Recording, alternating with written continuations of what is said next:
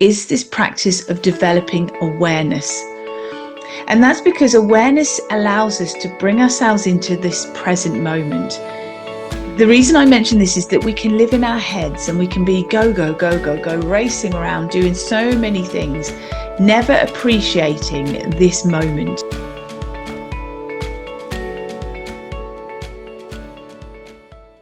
Hello and welcome to week 1 of Mindful in May. So again, I can't believe how quickly the year goes. We're back round to another year. So if you're very much aware of what I do each year with Total Somatics, it's that every year in May, we have this month where we all get together and we can stop and we can just see how we've been for the first half of the year and then look at where we can recalibrate, recuperate, and then move on and embrace and enjoy the second half of the year. So there are many things that can happen. We can have lots of curveballs that come into our life, and it's how we can manage and come back into that state of resilience and capacity to deal with the fluctuations in stress and worries and concerns and everything that happens in our life. So that's why what I've created is for the next few weeks, you've actually got here, you'll find this attached. If you're looking at this on the Total Somatics YouTube channel, you will see that I'm holding up a PDF, a printout. If you're listening to this on the Somatic Movement and Mindset podcast channel, if you look below into the show notes, you will see that there's an opportunity to either download this PDF and have it stored on your phone, on your device, or you can print it out. And likewise, if you look in the show notes here within the YouTube channel, you'll also see that there's the opportunity to download. So every week you will have a PDF that's applicable to that week.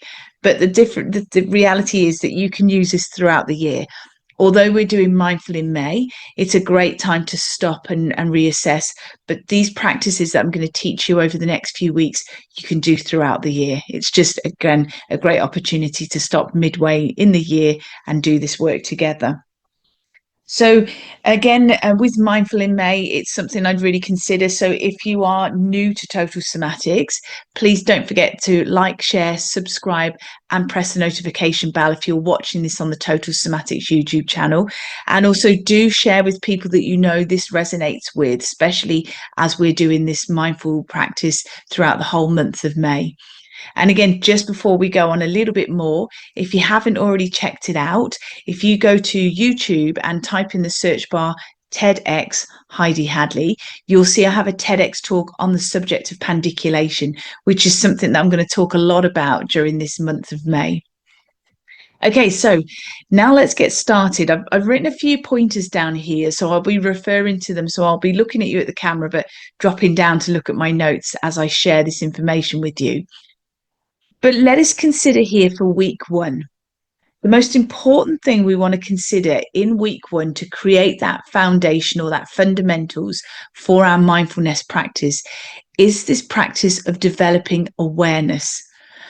And that's because awareness allows us to bring ourselves into this present moment. The reason I mention this is that we can live in our heads and we can be go, go, go, go, go, racing around, doing so many things, never appreciating this moment. And the truth is we will never get this moment back again. So it's really cherishing those little moments. It might be sitting in the garden, watching a little bird and its quirky little personality. It might be walking with a loved one and enjoying the most beautiful scenery. It could be having a lovely cup of tea first thing in the morning on a cold winter's morning. You know, all those little bits we can cherish and appreciate those moments in time. Because when we breathe, when we pause, when we notice, that's when we actually allow this recuperation and this healing to actually occur.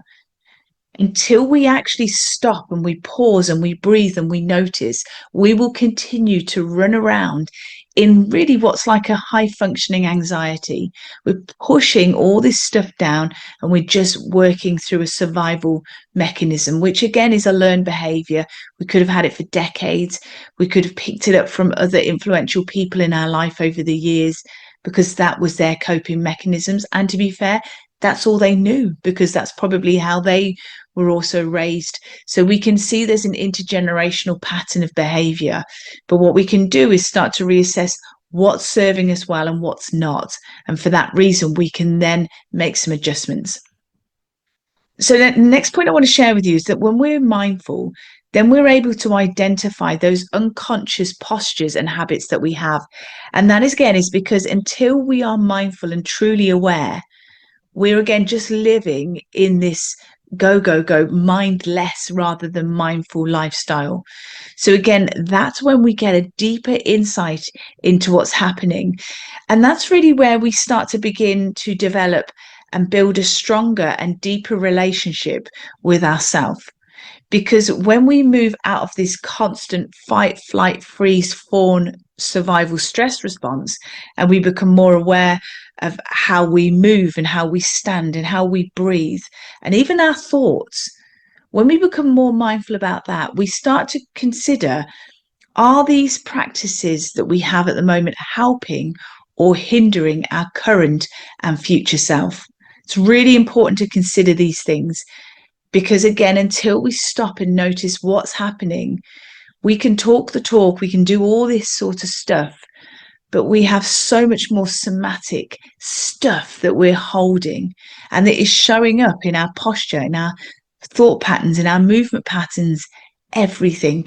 So that's why it's really important to consider this, because when we start building awareness, this really heightens our somatic intelligence. It's really important. So I'm just going to re-emphasize that. When we build awareness, it heightens our somatic intelligence. And that's really important because the somatic intelligence is our whole system. It's all those layers of tissue and feedback and information that we receive, sensations that we receive, that you feel more from the neck down. Because remember, what happens in a survival mechanism? We shut off from the neck down. We live in our head. We're almost too scared to notice or inhabit what those feelings and sensations are within our body. So can you see, awareness is so important to come right back to those fundamentals. We all need it. It doesn't matter how long we've been doing this work. We have things that happen in life that will shift us straight back into a stress response. So we need to come back, right back to this awareness practice and see what can we do just to recalibrate as well.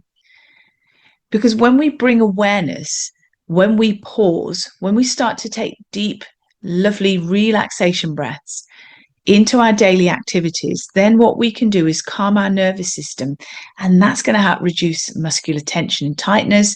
It's going to regulate our nervous system. It's going to help our gut health, our hormones, sleep patterns, our relationships with others, as well as the relationship with ourselves. We become more regulated.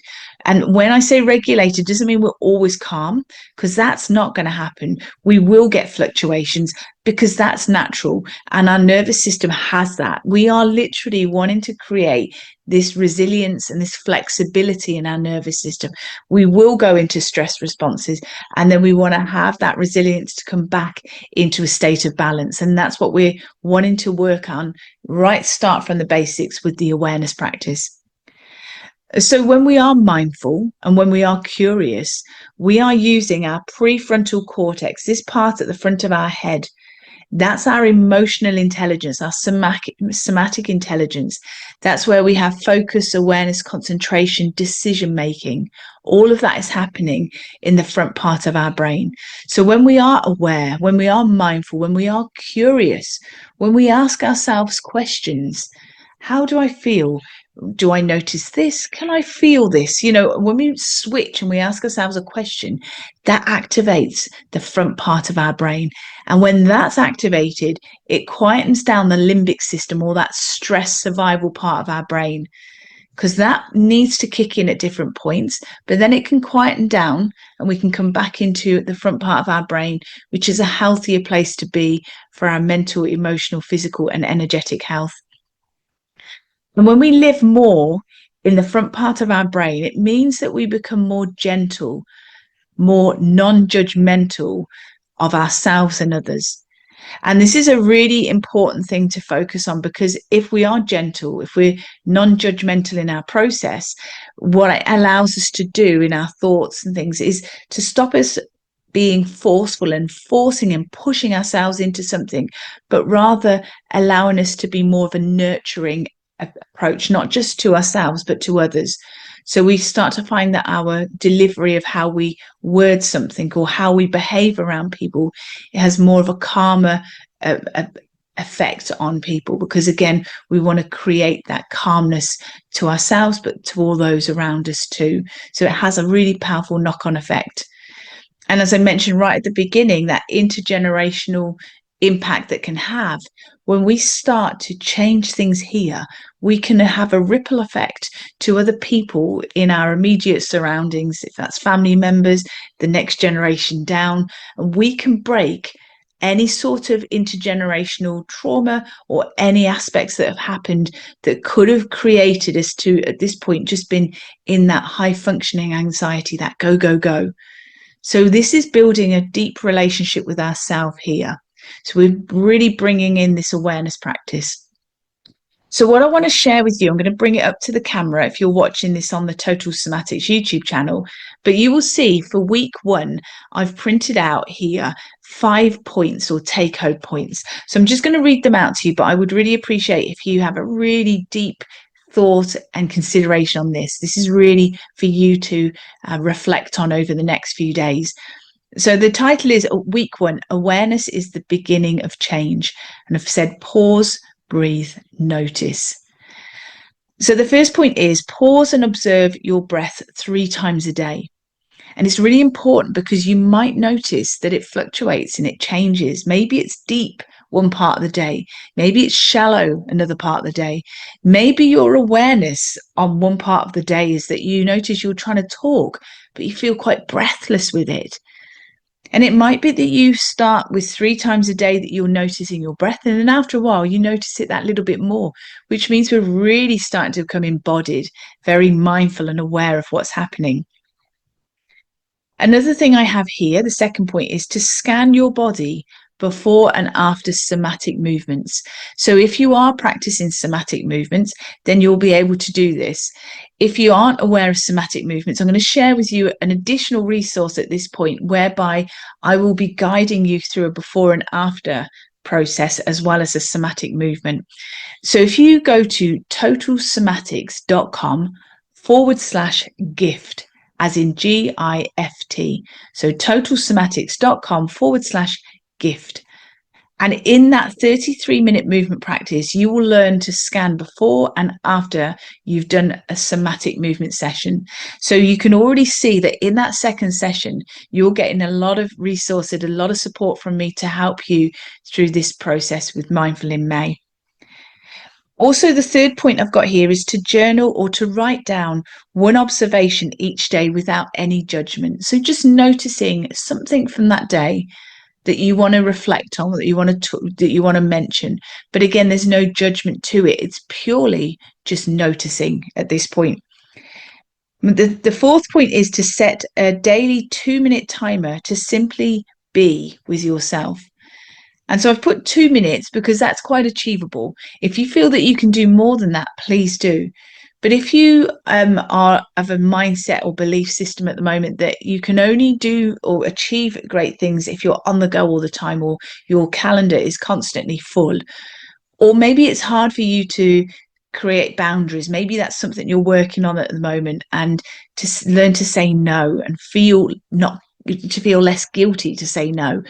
This is really important because I really want you to take time just to be with yourself, to notice how it feels when you just decompress and you just close the door to everyone else and you have those few moments to yourself. So just set that timer so you start to feel comfortable with just being on your own quietly for a few minutes, because that can be very unsettling sometimes for people to actually stop and they feel like they've got to get up or they're a bit jittery. So if you do feel those jittery feelings, just take a few deep breaths, and just see if you can sit with that uncomfortable feeling for a moment. Because if you keep sitting with that, you will start to actually find that dissipates, it clears away.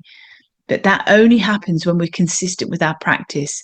So do consider that as a really important factor for you to actually become aware of what's happening, what's your sensations, can you just pause, take a few breaths just to ground yourself in that moment and notice how you feel after those 2 minutes? Really important. And then also the final point is use gentle somatic movements to feel where you're holding tension. So again, from that free gift that I've given you at totalsomatics.com/gift, GIFT, you will be able to notice, and that's something I guide you through with that movement session, is noticing with a midway scan how that tension has eased, how it's released from doing those somatic movements. And that's again so important why we want to bring in scans throughout our movement practice. So we start to become truly aware and embodied with how we feel before and afterwards. But again, it's allowing us to pause, breathe, and notice. So that's your takeaway points for this week. And I'd love to hear from you. So please share with me whatever you want to do, if it's in the comments below, if this is on YouTube, or if you want to send me a private email, please do it, support@totalsomatics.com, or you want to contact me through the Total Somatics Facebook page, wherever it floats your boat and wherever you want to contact me, please let me know how you're getting on with this first week. It'd be wonderful to hear from you. So that's what I say is look in the show notes wherever you're getting this information from, and you'll be able to get hold of this PDF. As I said, you can download it onto your phone, onto your tablet, or you can print it out and stick it on your wall. So I'll see you next week. All my love and my very best wishes. Take care. Bye. Thank you for joining me today. If you've enjoyed this episode, please leave a rating and also forward this on to somebody you know will benefit. To learn more about pain relief, plus how to improve your health and well-being, go to totalsomatics.com. Until next time, take care.